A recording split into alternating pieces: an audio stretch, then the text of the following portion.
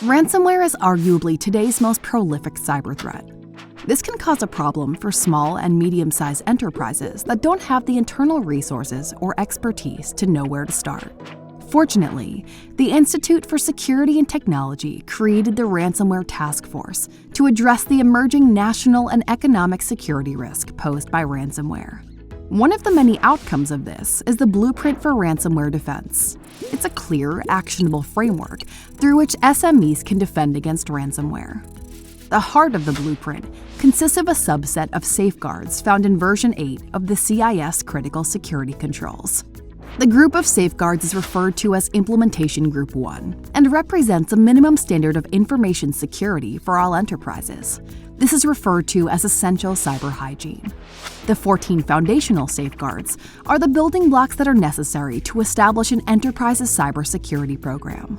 They also enable the implementation of actionable safeguards. The 26 actionable safeguards build on the foundational ones and are all about applying the technical controls needed to protect an enterprise's environment and defend against ransomware and other general, non-targeted cyber attacks. Focusing on 7 major areas, the blueprint helps defend against over 70% of the attack techniques associated with ransomware. The Blueprint for Ransomware Defense would not be possible without the hard work of several contributing organizations. To download the blueprint and take the steps needed to defend against ransomware, visit the IST website. Hello, and welcome to our second webinar as part of the Ransomware Task Force Blueprint for Ransomware Defense. My name is Hake. I'm one of the co-founders of Resilience Insurance. And today we've got representatives with us from the Center for Internet Security, Venable, and ActZero, which have all been not just Ransomware Task Force members, but also core authors of building the blueprint.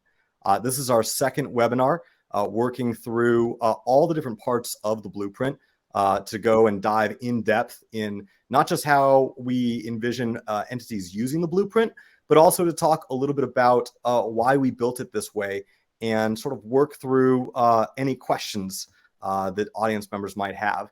So we're gonna have the discussion today. We also encourage people to put in anonymous questions in the chat. We'll go through each one of our panelists, and then hopefully we'll be able to wrap it up with a good discussion as well too. So please feel free to jump in and give us any questions as we go. Our panelists today include Valecia Stocchetti. She's a senior cybersecurity engineer for the Center for Internet Security.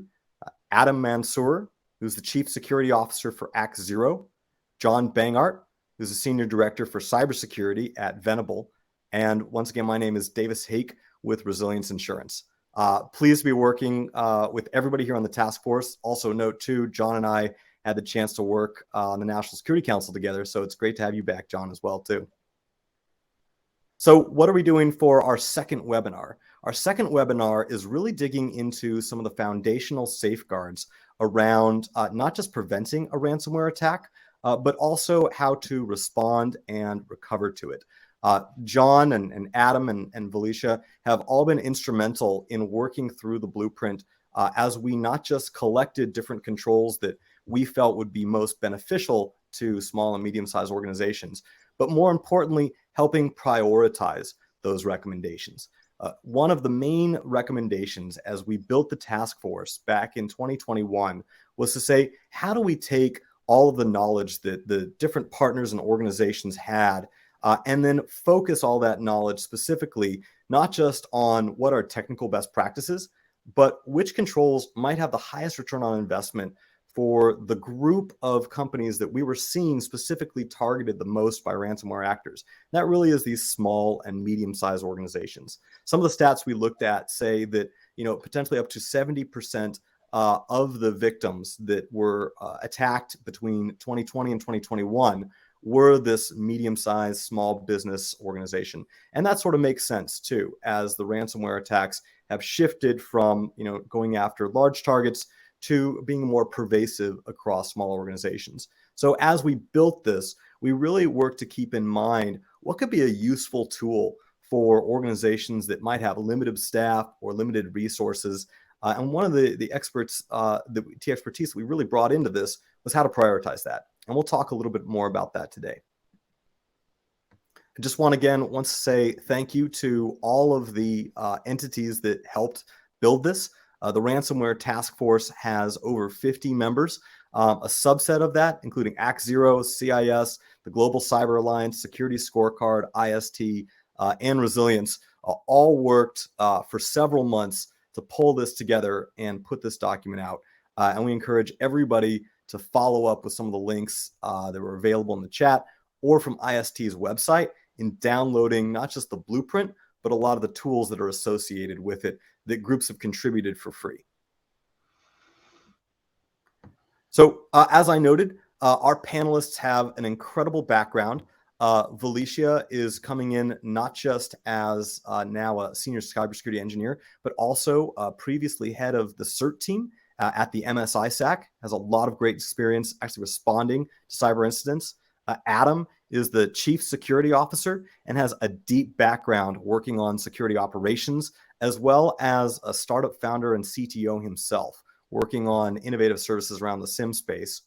And as I mentioned, John Banghart has a long career in the federal government, working in the White House as well as in NIST, and he's too modest to admit it, but he was also, I'm sure, one of the chief authors of the cybersecurity framework that was released in 2012. So deep experience. I was very lucky to have worked with John and a lot of folks on here. I myself have a background in the public sector. I spent a long time on the Hill and the Obama administration working on cyber policy before leaving to co-found our cyber resilience startup. So what are we going to do today? So our goals are to not just talk about the blueprint, but also go deep into some of these best practices around incident reporting. Want to talk about some issues around log management. We also mentioned Felicia's has a very deep expertise here. Want to talk about how you build a foundation for strong data recovery. One of the things as a cyber insurance provider that we've seen is the most expensive part of ransomware attacks are around the business interruption and recovery costs. Everybody thinks it's the extortion, but it's really putting your organization back together again, which is why it's so critical then to talk about some of the fundamentals around cyber hygiene. And then we can also hit into what the cyber insurance market looks like and how it's evolving today. So I want to thank all of our panelists here, and let's jump right on into it.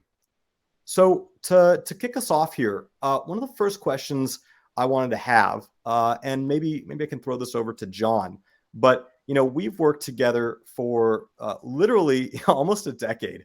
When I think back to it, on building some of these risk frameworks. You've been working on it for much longer than that, back in NIST.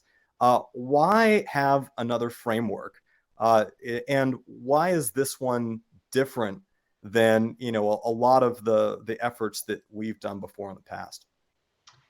Yeah, thanks, Davis. Again, thanks for having me here. And as you pointed out, I have been at this a while. I think I've reached the point where I've got enough gray hair now that I get asked questions like, how did you do things in the before times? And I think this is one of those examples where, having worked on frameworks and standards, both actually with Center for Internet Security back in the day, also NIST and elsewhere, I think the important thing is to not lose sight of the fact that no framework really is ever designed to solve the cybersecurity problem, right? I mean, if you go back and you look at the history of standards and frameworks, we've built new ones, but oftentimes we may find that there's a lot of repetition. And I think sometimes the cynic in me will look at that and say, well, what's so different about this framework? What's so different about this? We've been saying these things for 20 years. Why do we need to say them a different way?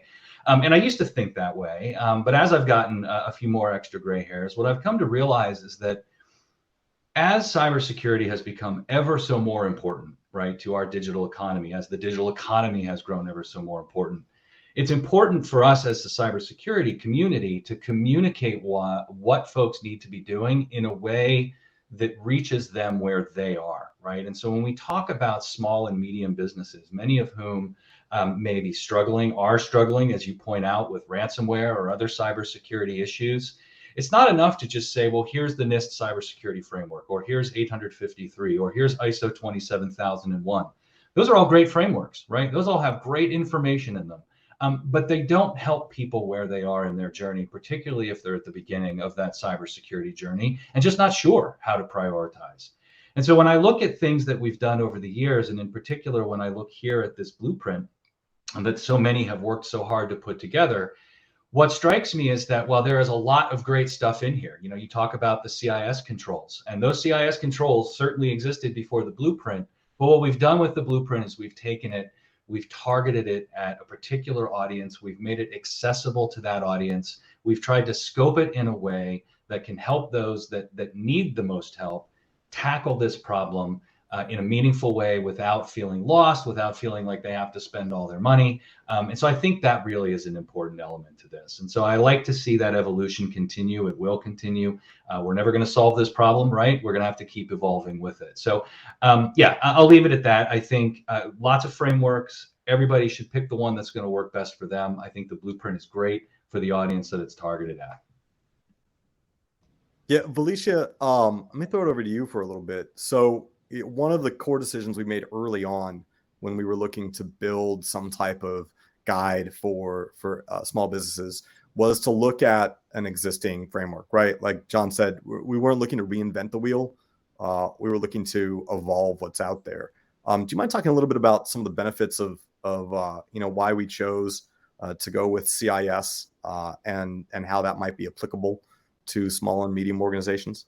Yeah, sure. So I think, when you're selecting any framework, no matter what it is, there's two things that for small businesses especially you want to look for, is that to start small, no pun intended, and be realistic, right? If a control is going to put you out of business because it's so expensive, maybe it's not the right control for you. Maybe you need to adapt to make sure that it's a compensating control, but it's maybe not going to break the bank.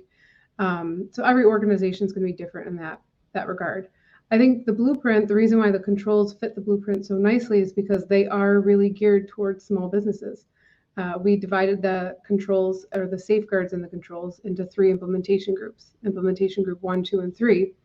IG1 is for those small businesses, right? They're the bare minimum of what you need to do to prevent an attack. Well, not prevent an attack, but to protect yourself from, what the fallout that could occur if you get attacked. And so I think there's 2 things with the controls that stick out. They're prioritized and they're practical. And they're especially important when you're shoring up defenses, right? Because if you have a framework that's 1,000 pages and you can't even understand it or comprehend it, then maybe that's not the right framework for a super small business that has no resources or time to dedicate to read and understand that framework. So that's why I think the controls really fit nicely in this blueprint. It really just gives it into little digestible bits that they can use and start to chip away at their defenses. I think the other thing is that, we need to understand that small businesses are not equipped to boil the ocean, so to speak. And so we need to keep that in mind to help foster the adoption in that community rather than scare them away. No, that's a great point. And really focusing on a tool that's useful for this audience that we've seen be one of the primary groups of victims is really critical. I know IG1 is a good focus on that. Adam, you're a service provider, right? How do you guys obviously have tons of expertise. You guys helped a lot with the prioritization of this. Where do blueprints play a role with you guys, either working on your own product or, helping to educate customers? Yeah, I mean, certainly when you think about the service provider world, a lot of us are seen sort of as the reseller, right? The group that's here to sell you out of the problem, right? Oh, you've got this particular risk. Well, here's the time and money you need to deploy against it. And, if you think about just the size of the cybersecurity industry and the idea that, ransomware payments are somewhere in the neighborhood of 20 billion a year, and the industry at large is probably 200 billion a year, growing to about 400 billion in 2030. I think the idea is that with the blueprint just seems like a shopping list. It's somewhat, hard for a small to medium business to try to look at it and say, okay, this is good for me. I'm going to start to make decisions where everything on this list, even when we opened the infographic, said, 70% of the attack techniques are going to be mitigated by a framework like this. What about the 30%, right? They want to get on a road to 100% because they're worried about that downtime putting them out of business. But the blueprint really kind of awakens people to the idea that we've known for a long time, which is that you can do this with a lot of different options, right? That there is a framework, there is a blueprint to educate the small to medium business about the decisions that they are making with respect to cybersecurity and where they're putting their time and money, and helping them understand that, technically you could, play capture the flag with an attacker with just Windows, right? It's a lot harder, and you have to be prepared to lose a lot more games, but it is something you can do just through settings, right? So, just understanding that there are facets to these things that need to be visited, not all the time with just, money and a product, but with your attention. That's really what the blueprint really provides, is a guidance on how to kind of connect these things together, what to organize the pieces to this very complex puzzle should look like. They don't have a lot of experience dealing with, new threats and ransomware every single day, so they can over-index many times on either recovery or prevention, and there's not a lot of stuff even in between that will sort of help them minimize the impact, right, affordably. So that's what it does for us in the private sector, I think, is help communicate, from a third-party framework, provide a little bit of authenticity to the message that there are things that you can put together here, and that, many times you can be agnostic to product and try to put these things together correctly. You just need the help to do that, right, which is what these frameworks are about. Yeah, no, it's a great point, Adam. We certainly leverage this. Our underwriters contributed to the prioritization as well based on claims, but we look at it as well too when we're assessing accounts, and also when we're advising back with customers. So I agree that even if you have this expertise, it's nice to have the list to be able to share and educate with others, as otherwise it's just kind of a shopping list, like you said. I wanted to drill back down into this specific section that we're going over today, which focuses a lot on the foundational pieces of incident response. Valecia, if it's all right, I wanted to ask if you could kind of go over why this part of the blueprint was so critical. I know that you did a lot of work on this, and have a lot of experience here working on certain incident response. Do you mind talking a little bit about, in your view, what the minimum elements are to having an incident response plan, or why log management is so important? Yeah. So, I mean, the reality is, organizations sometimes think, oh, I'm so small, it's not going to happen to me. And I think that mentality really needs to change, right? Because I don't think it's a matter of if anymore. And I'm sure everyone can agree it's a matter of when, which is unfortunate, but you have to be prepared.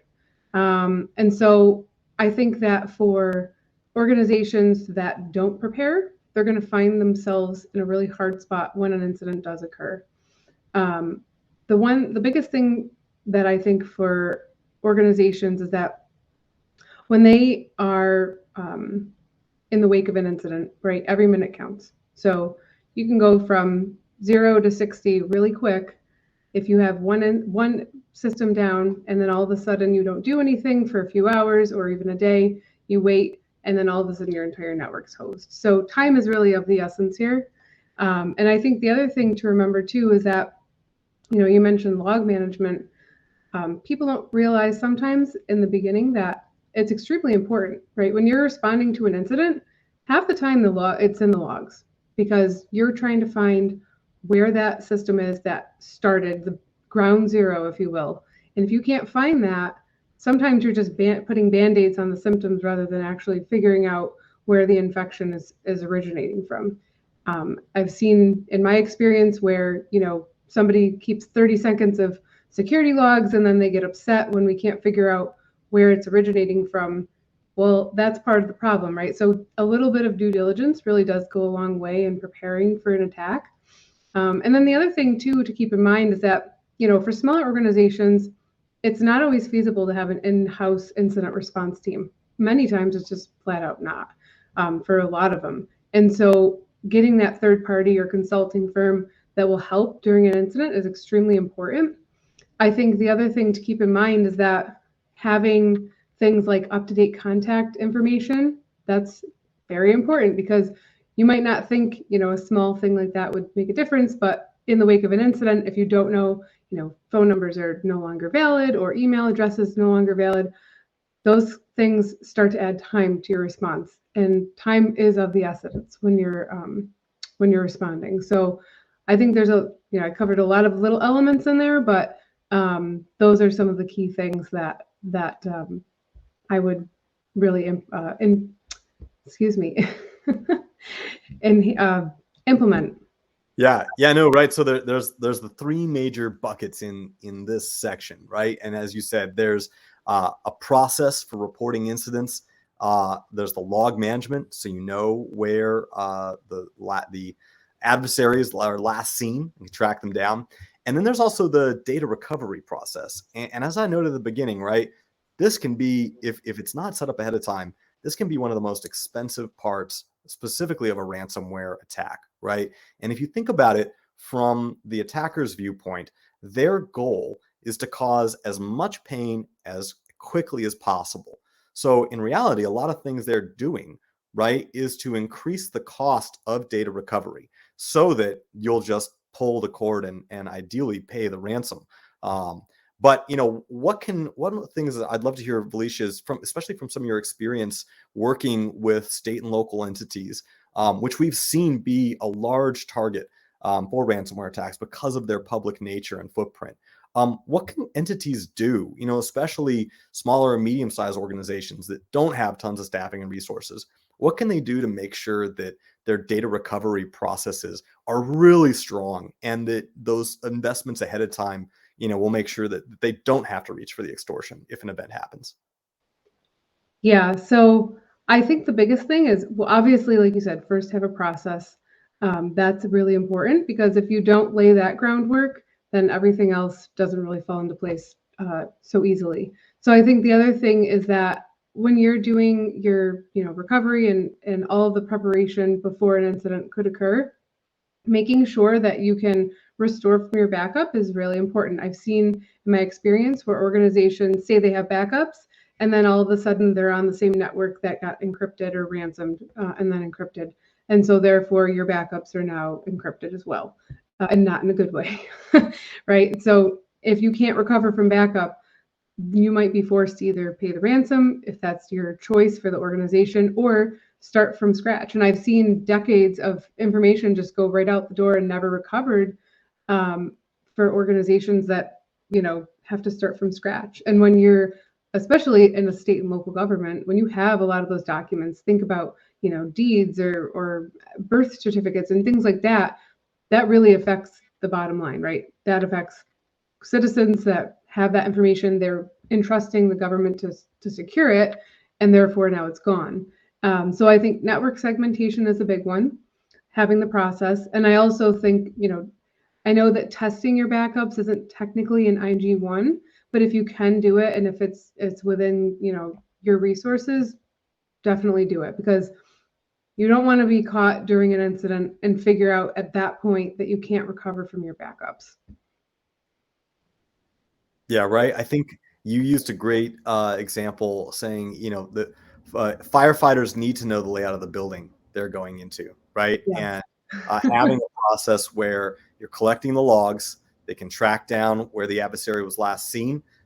You have that printed out phone list, literally, because you may not be able to access your computers, of up-to-date contact info where you can get a hold of everybody on the weekend when these things always happen. And then also ensuring that everybody knows how to quickly bring the data and the network back online, especially for production facing systems, right? That's all these things all work together, right? So that those firefighters can get into the building and put out the flame as fast as possible. Right. One of the things that we talk to clients a lot about when they onboard is we show them the costs of incidents. And there's one incident that always sticks with me because it's so dramatic. It was a ransomware claim that did not happen to one of our customers, but had been out in the market and had been known. And it was like a $3.5 million loss. And they ended up having to pay the extortion and recover at the same time. And they were in bad straits, but it was sort of the perfect storm, and it was for a manufacturing company. So not even a company that has critical data, but it shut down its operations. And looking at the ratio of payouts, I think it was something like the ransom payment was under six figures, but the entire cost of the incident, the incident response folks coming in, that was a couple $100,000. Insurance covered that, but then the large bulk of the insurance claim was over $2 million in business interruption, because the manufacturer's lines were down for a full month, and those were orders were not coming in, not going out. Adam, you guys do these types of responses all the time. Do you have any thoughts here on, as we kind of look at these three controls, if you only have to put, your first dollars in, how do you avoid the situation so that you're, eating that $2 million after an incident? Let's say the initial controls to stop ransomware have failed. What have you guys seen work best with clients? Yeah, I mean, certainly if something has failed to stop an adversary and they've got control of your systems in a way that's allowing them to encrypt the operating system one at a time, I mean, it's time to talk about containment and then reversing that specific control that they have in the environment, right? That's not necessarily avoidance, but that's, the first critical step to making sure you can even move to the stage of restoring your systems from a backup, right? And in our experience, that's sometimes the most protracted part of the recovery is setting up new policies or setting up new rules in your firewalls, your Active Directory, and other key systems that control what your workstations and servers can do, and that's before you can get to the point where you can safely reimage those domain controllers and systems and other things that are going to come back online one at a time, right? You have to get rid of that control. And so, that's kind of the critical time sensitive issues to have, those kinds of capabilities up front, which speaks to, what controls to implement. In our experience, when it comes to recovery, right, the backups, everybody will say are critical. They're critical as to whether you have to pay or feel like you are in a position where you won't get your systems back, that will have the data that'll keep them running like they were the day you got encrypted, unless you have the backup of that information somewhere, right, and hopefully offline and hopefully not on the same network like Valecia was saying, but. In our experience, right, it's just understanding that this is something you can prepare for, having the right artifacts, the right teams already in place. Certainly, our mandate was to try to secure small businesses by making sure that the information we were collecting wasn't, optional or, based on systems they had, right? We're not going to connect, debug logs and hope for the best, right? We know what data we need when these things happen. We know how to find and stop the adversary. Many other firms that are deployed as IR retainers inside insurance companies know the same thing, but they deploy it after the fact, right? So you have no flight recorder for the incident, and then now you're coming in after the fact to try to reconstruct, and that's very expensive. So, certainly for us, if that's a key time frame, is dwell time and being able to contain, the best thing you can spend money on, I'd say would be something like a service like that is those seasoned practitioners with the right data, the right tools, the right capability to block proactively, contain immediately, 24 hours a day, those kinds of things, because it is going to happen on Thanksgiving weekend, right, or in the middle of the night. But then you also have, if you don't want to spend money, right, where do you, have the best effect on this? And it's always come down to some very basic hygiene principles. And they're peppered into, of course, the blueprint in different places, but something simple as, inbound firewall rules on your workstations so that, things can't spread exponentially or like a fission reaction when these things happen. The breakout isn't, 100%, right? So you can save some systems to the attack, compartmentalizing and segmenting, right? Those things don't cost hard dollars in terms of new software that you need. They may cost soft costs of administrative time to set them all up, but they could be key at slowing down and reducing the impact, especially to people like manufacturers who typically run, flat networks on, legacy systems that, are vulnerable to these types of things and have pretty strapped IT resources because they spend a lot of money on the other stuff, right? So, I think that for the money, sure, 24/7 IR retainer protections, types of things would help. But proactively, even just something like policies to slow things down, or in our experience, the make or break systems. And I can't tell you just how many times we've responded to an incident, and I can't even help but remind people how lucky they were to keep that one domain controller, or that the permissions in VM just happened to be different for the databases and backups than the administrator that was compromised. So they weren't domain credentials, right? Like the freak accident protections that they had by, for remembering to disconnect, or oops, that USB drive lost power. And so it wasn't attached storage at the time of the attack. And that was the only thing we had to restore our domain controllers. It has happened more times than I'd like to admit that we got very lucky in those incidents, as opposed to practicing and making sure that we could keep things offline and protected, or set up the right things a priori. like in this framework, to protect them, slow things down, so that gives them an opportunity to act, because it is a game of minutes when this stuff is happening, right? The average breakout time is 1 hour and 38 minutes from the time of initial infection to breaking out to other computers. And then, I've seen whole networks completely encrypted in less than an hour, right? So, you do have not a lot of time to be able to react, right? And recover. Yeah, very good point. And you don't want to have to be relying on luck, because it happens quick. I remember one incident. I was working when I was in the White House, and the adversary was so deep and so fast. They asked, to your point, like just the opposite. Like, is there anything left? Is there anything that we can trust or salvage? And the incident responder on the site, I think their technical term was, the recommendation was, take an axe to the domain controllers. Literally just melt them down. That's the only thing they're good for now, is scrap. You don't want to have to be in that situation or relying on luck that maybe something was disconnected from the network at the time. John, you've worked both on incidents like that, the national security side, and with a lot of small and medium businesses now at Venable. What are some of the mistakes that you've seen entities, especially like small and medium-sized organizations, make in these kind of areas of instant response planning or data recovery, that leave them in that state where they have to take an axe to their domain controllers?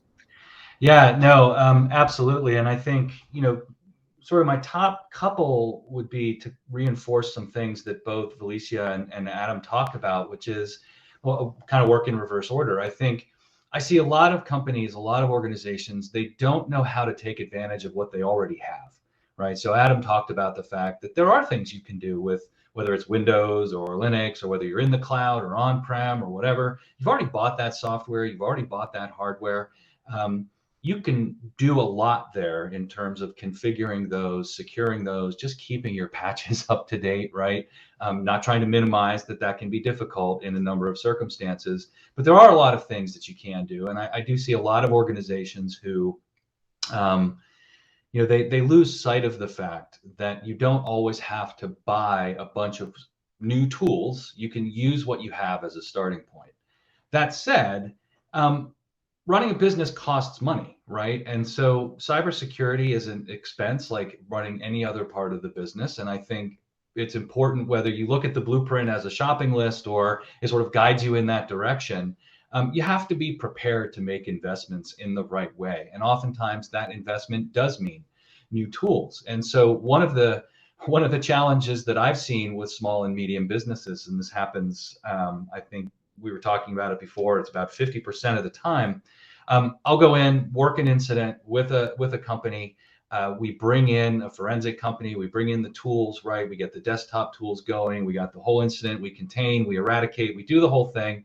And then they're like, well, thanks, we're done. And they don't continue on with the tools or the services at all. They just get rid of them because now they're like, well, I've been through my incident. I don't need these tools anymore. And they don't want to hear that maybe you need to keep that investment going, that you need to keep those things in your environment to some degree. So again, it's always going to be a balancing act, and every organization's circumstances and risk profile is going to be a little different. I get that, but I think generally speaking, leadership needs to be educated enough about using what you already have and investing in the time and education necessary to take advantage of that. But then also taking the time to understand and make informed decisions about, we do need some additional tools, right? We do need to do some additional things, and here's why, and here's how that's going to help us. Hopefully you can do that before you have a major incident. As we all know, for most, it happens afterwards. But nevertheless, I think it's that more proactive understanding of what cyber risk means to your organization, no matter how small you are, and investing in the right places and ways to help mitigate that risk. And again, I think coming back to the blueprint, I think that helps in that regard quite a bit. Yeah, John, your statement about people pulling the tools after the incident, God forbid, I have heard of cases as a cyber insurance provider where the tools after the incident are left in until the claim is paid. And then going forward, to your point, after the claims assessed and being paid out, say, well, maybe we don't actually need to continue this subscription for this tool. And the decision is made, hey, let's de-invest from this security control, even though we just had to go through all the pain of an incident, which, from a security practitioner standpoint seems crazy.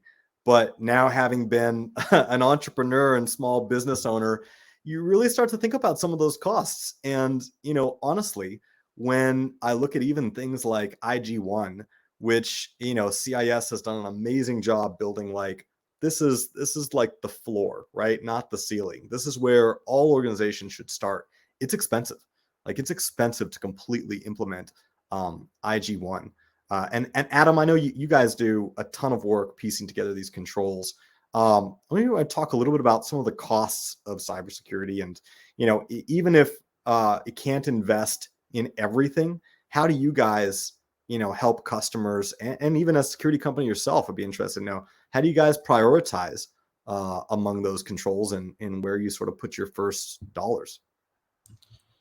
I mean, it's tough, I think, for a lot of people listening to this. Most of the buyers of these, components, tools, services are part of IT, right? I mean, so if you look at cybersecurity in general, it's about 6 to 10%, depending on your industry. Energy and finance spending probably 10%. Most people spending around 6% of their IT budget on cybersecurity, right? Netting out to those, bigger yearly revenues that we talked about, aggregate. But adoption is still pretty low, right? You're still, likely, when you think about kind of a comprehensive SOC, right, 25%, or less if companies have adopted these types of services or operations, right, in the small to medium business that is affected most by these systems. And that's, I think, where those numbers actually come from in terms of ransomware success. But when it comes to decision making, right, I've seen a lot of different attitudes towards it, but mostly I've seen a lot of preferences. And the problem is that when you're selling something to an IT practitioner, most of the time what they want to do is buy something that makes their job easier, right? Faster, more effective. They want to be able to take the mandate they've been given in their roles and responsibilities. It's not my job to do this, this, and that, right? And try to simplify, refactor the problem to maybe a few different approaches that allows them to try in their minds to sidestep the issue, right? Oh, ransomware is not going to be a problem because we're only in the cloud. Or, we've got this policy server that, anything that is changed has to be authorized by this person. So, there's not going to be any system exploit that's going to step outside of that, right? And so you kind of, you see almost like, I'm not going to call it head in the sand, but no one's taking a data-driven approach most of the time. They can't articulate specifically where their gaps are without the help of some of these frameworks. And I would add MITRE to these types of frameworks and other frameworks like it that try to compartmentalize the attack vectors, and not just best practices that are exceptionally good at benchmarking and helping people use the stuff they got the best they can. And so the decision really is about the current threat actor. It's coming mostly from our departments and in the knowledge of threat intelligence, right? What are the attacks that are succeeding right now that are most likely to hit these small to medium businesses? What techniques are they using within those stages of the attack life cycle to infiltrate the network, laterally move and deploy their new wares? Because the ransomware story is that playbook, right? And so as you look at, every time there's a new Hafnium, like that exploitive exchange, or Quantum, or Black Hat, or, you name it, Conti Group, right? Whoever's getting Revil, right? The dark side. These groups that are getting, famous collecting, cryptocurrency based on these extortion attacks, they're modeling different playbooks, at least slightly different.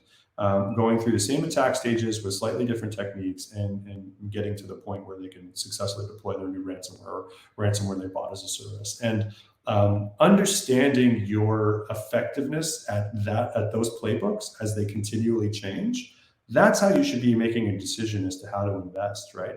And when we think about our service, right, and many like it, right, we believe there's obviously three things to try to cut down your dwell time, the amount of time an attacker has control of your operating systems that allows them to get to the point of deploying something with material damage, which is something like block rate, right? How many of those stages are you able to block outright and be notified to, right? How many of those things allow you to react within a short window? Let's say, can you get rid of an attacker in 20 minutes that's running this playbook, or the next one? Is it 2 minutes? Is it an hour and a half? And that dwell time is very critical, because how long it takes them to use that dwell time to do something else and pivot. But then also, signal to noise ratio, which is kind of an engineering term for how many alerts, how in the loop were you about what was going on, to try to simplify the process of now doing what we call incident response, right? Which is saying, okay, I'm in the middle of an attack. I've got this much information in front of my face. I now know how to communicate, who to communicate to, all the other stakeholders that are going to minimize and make it easy to be transparent about this issue, right? And so those are kind of the main three ways that we sort of try to distill down the mathematics on whether or not you are able to defend against current state attacks in your environment. What we sort of put in Leave Behinds here is a sort of free assessment of that, to sort of help you understand where that is, including walking you through the ransomware blueprint, because it's not like the blueprint was designed to cut out, critical pieces of this and just say, look, this is the most affordable, simplest one silver bullet that you're going to do. It does have the weight of the CIS benchmarks, which tries to capture that full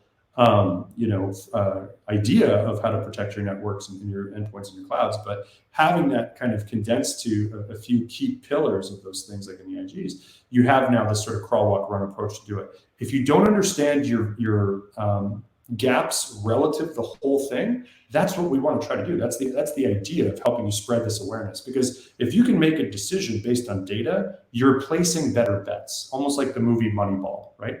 If you're trying to win the game by winning runs, you probably have a nice understanding of how this is played if you can assess across the framework and not just over-index on something like recovery or over-index on this, right? Because and it's true, it's spreading it out is going to be a difficult financial decision where you're just doing only a teensy bit of everything. That's not going to help either, which is why the blueprint says, okay, here's some cornerstones to plug in your dollars. So if you're going to invest, you can prioritize this way.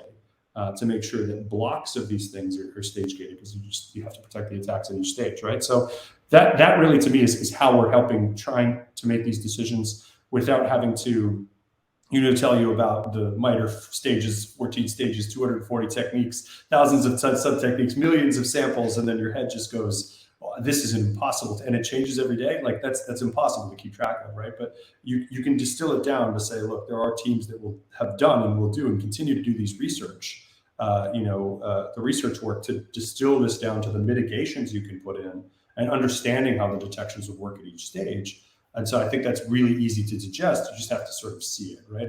And that's how I think you should be making a decision, is based on data instead of based on your role or what makes your job easier, or sort of a flawed understanding of how you're going to disrupt this. Yeah, that's right. It's like so complex to piece together, as you said, all those data points into an effective defense.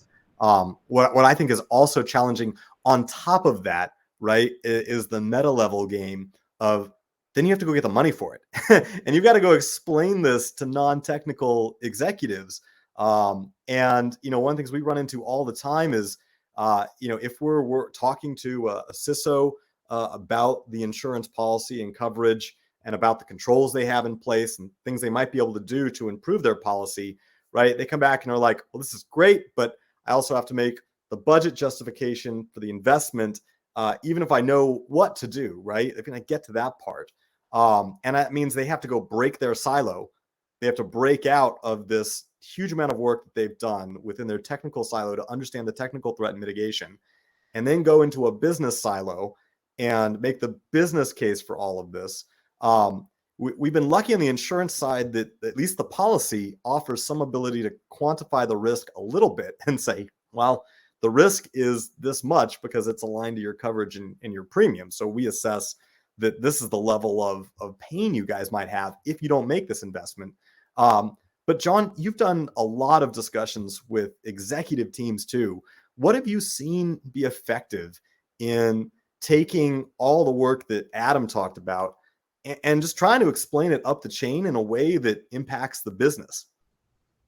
Yeah, no, well, I mean, and that's exactly right. I mean, you have to take the risk that is presented by cybersecurity weaknesses And you have to translate it into business risk. You have to translate it into something that the leadership can understand from their perspective.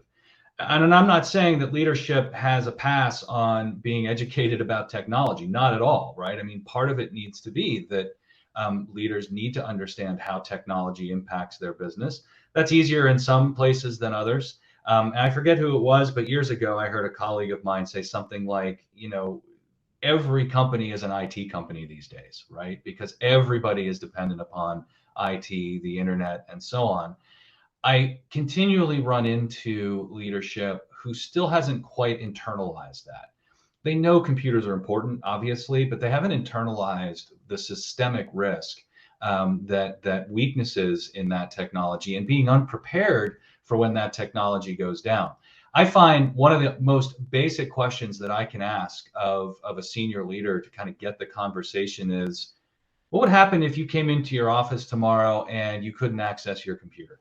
Let's just start with something simple, right? You can't get on your computer, you can't access your files, you can't get your emails. Or what would happen if you came in and found out all of your CEO emails are now up on, paste bin somewhere, right? Or for sale on the dark web.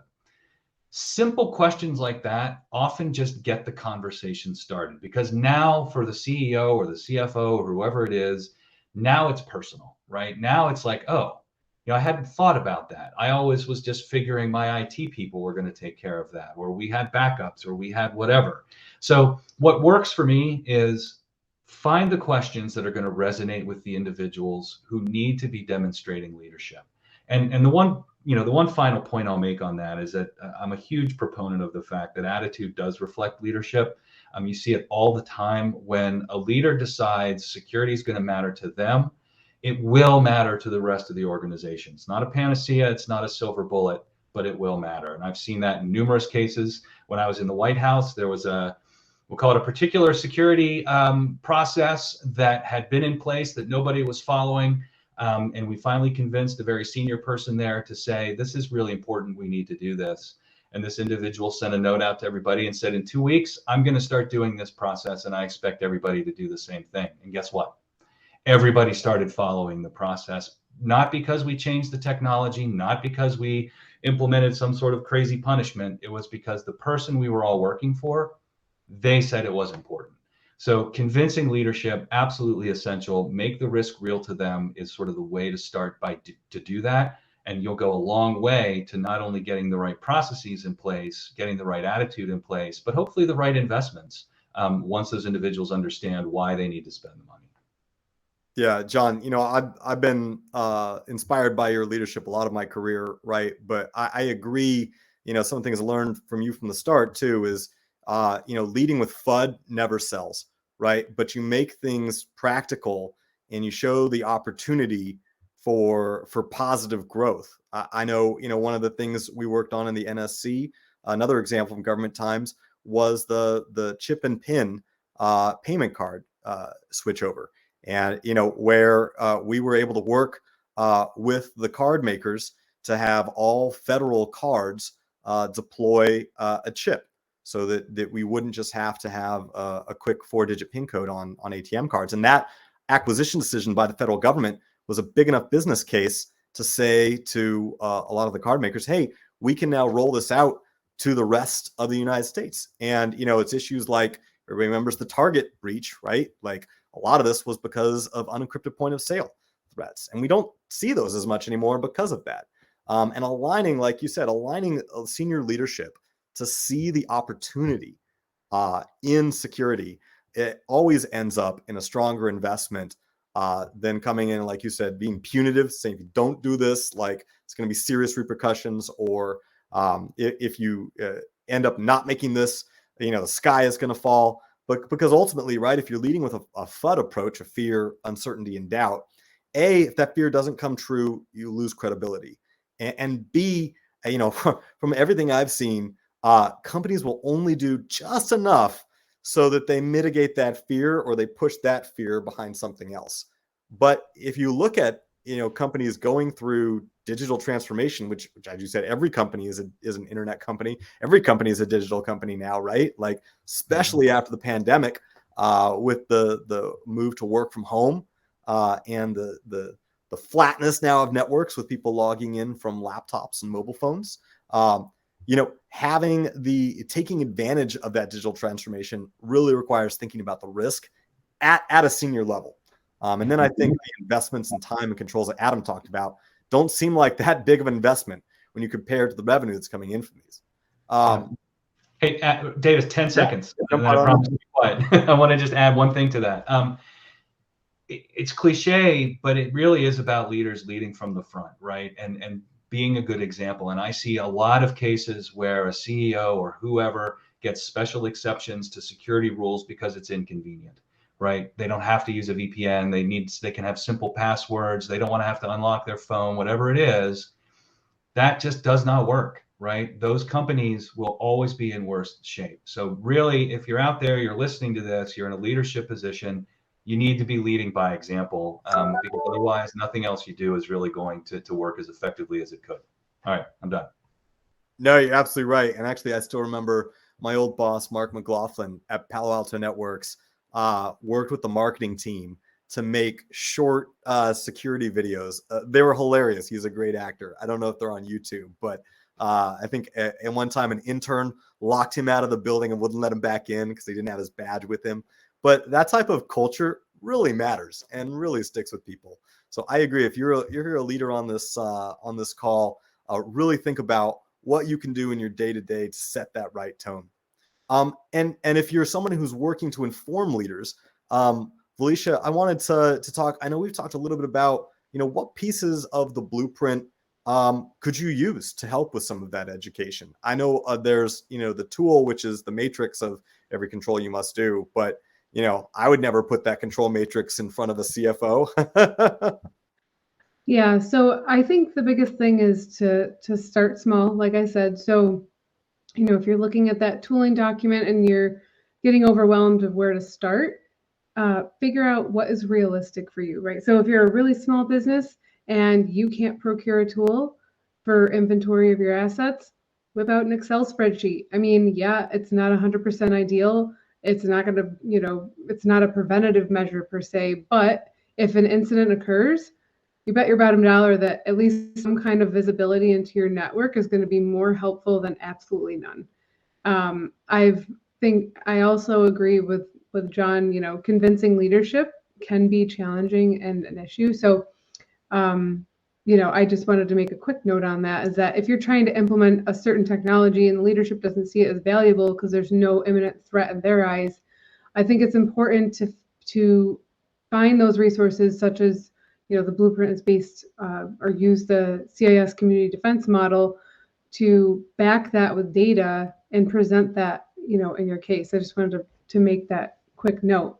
But as far as the tooling goes and how to use the blueprint, those tools are resources. They're not, there's tons of tools out there, right? That list is not comprehensive from start to finish, but it can give you that starting point of trying to figure out, like, what kinds of tools do I need, and who can provide them even. But the other thing too to remember is that there are a lot of free resources, right? So don't get discouraged if you think, if you're looking at prices of EDRs and you're like, oh my God, it's so expensive, I'm never going to be able to do that. Eventually maybe you will get there if it's appropriate for your organization, but don't get discouraged and say, well, I should just do nothing because I can't afford an EDR, so therefore I can't do anything. Just start somewhere, because starting somewhere, you grow little by little. I remember seeing a webinar a few months ago where an organization, it was a state local government, and they had really walked through their experience of setting up asset management. And they started with an Excel spreadsheet, and now they have a fully automated tool that does it from, soup to nuts, and which is great to see, right? Because they knew realistically they couldn't do that in the beginning, but then they little by little grew their resources and their efforts, and then eventually got and worked their way up to an automated process. Security is not developed in a vacuum or a bubble. It takes time, it takes money, it takes resources and patience, a lot of patience, right? And I think the other thing, I don't know if it was Adam or John said, if you're defending against 70% of the attack techniques, You have the critics out there who say, well, what about 100%? Well, I don't think any of this is the silver bullet. None of it's 100% guaranteed. But if you at least start implementing some of these safeguards, you're going to be more prepared than if you just did nothing. No, I agree. And you had some great advice earlier, Valecia, where you talked about even the report itself can be a tool as it goes through, just like the plain text, being able to pull out pieces and then put that into budget justification. After you've used the tool, you've prioritized, you can just go back out. You're not the world's best writer because you're awesome cybersecurity ninja. Just use Valecia's text. It's wonderfully written and very simple, and makes a great filler text for some budget justification. Yeah, I want to make one quick note on that. And because I've lived that, where literally I had an incident where they were, saying, oh, I don't want to shut down the network because there was an emotet infection. And I had to get on the phone and convince leadership that they needed to. A third party that had no skin in the game, right? And it sounds insane. Like, why wouldn't they just listen to the IT administrator? They're the ones saying that something's wrong. They're the ones with the hands on the network. I had no hands on their network. But it's true, right? Having another third party to validate the action, the budget justification, whatever you're trying to do, sometimes helps. I've seen it time and time again in different scenarios. So I just wanted to leave that note. Yeah, absolutely. I think we have about a few minutes left, maybe enough for a quick lightning round. If we all want to drop just a few pearls of wisdom from these questions and keep our responses short. I think we can get a few questions in. So one that I'm reading here, this is a good one. Will frameworks ever be updated fast enough to keep up with the adversaries? Oh, that's a good one. Yeah. So when's this going to be outdated? I'm happy to field that. I mean, certainly the job of the community working together with threat intelligence and these frameworks is to make sure that they can adapt to the benchmarks that change with the versions of your software. I mean, kudos to CIS. I've always used them as the benchmarking for new versions of O365 hardening every year, or Palo Alto Networks, where you came from, right? They're the ones with the hardening guide to tell you how to configure that stuff, right? And so while there's contributors, of course, from those organizations that make the software and everything else, that's an excellent place to show you that they are keeping pace. It is up to date. It is a community-driven effort that is staying up to date. MITRE released, I think we're on version 12, right? Like they continue to adapt the frameworks: cloud, mobile, IoT, enterprise, Windows, Linux, Mac, right? Every time there's a new detection, this is a community-driven effort to keep those things up to date. And for the intelligence community and the service providers that are out there helping to map back to these things, to show you where you're at, to kind of keep you in lockstep with the attacker, I think is true. But like we said, there's a lot of frameworks out there. While the framework could be up to date, it's you keeping yourself up to date with whether or not you are addressing those things. That's probably going to be what lags behind. It's that, it's not 100%, or it's not up to date, so I'm just going to forget about it. And it's like, well, no, if you should meet it where it was too, because now you're saying, well, it's not perfect because it's not the latest and greatest. You still have this old software you could have hardened against stuff and you didn't, right? Like this, that to me is really it. So it's committing the time and not just the budget to doing this. And I know I don't have time probably for closing remarks, so I will say that if cost and complexity is a function of this, we're offering our time. We all offered our time to contribute to this, of course, but ActZero is offering sessions to walk you through the framework, to give you a report. So you just have to answer questions, right? If you can take a couple hours to answer questions, you can get a copy of this of your current security posture against both the ransomware outbreaks that we can test with our simulations, as well as the blueprint as we see it in your organization from the way you answer the question. So I'll leave it at that, to say that yes, they can keep it up to date, but you need to have somebody keeping you up to date with them, right? Yeah, absolutely. And that's the closing thoughts are that the cyber insurance industry needs to do better at staying up to date as well. It oftentimes is way too much of a lagging indicator in underwriting.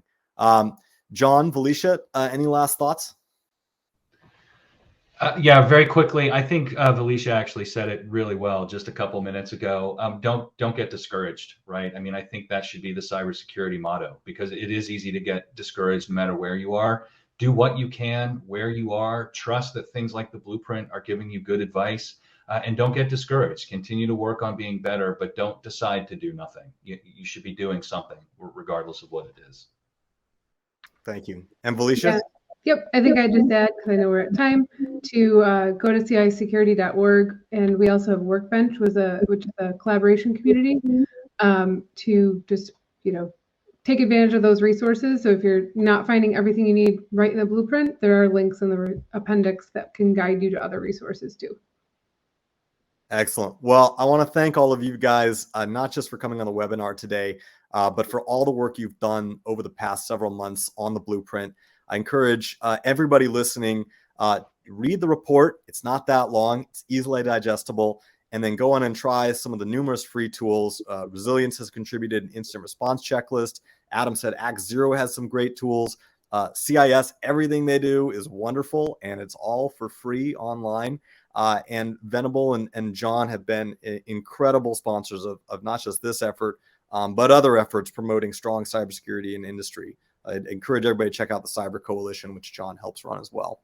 Well, thank you very much. Thank you for joining us today, and we look forward to having everybody on our next webinar. We have 3 more after this, including the last one, plugging for resilience, that we'll be hosting on cyber insurance.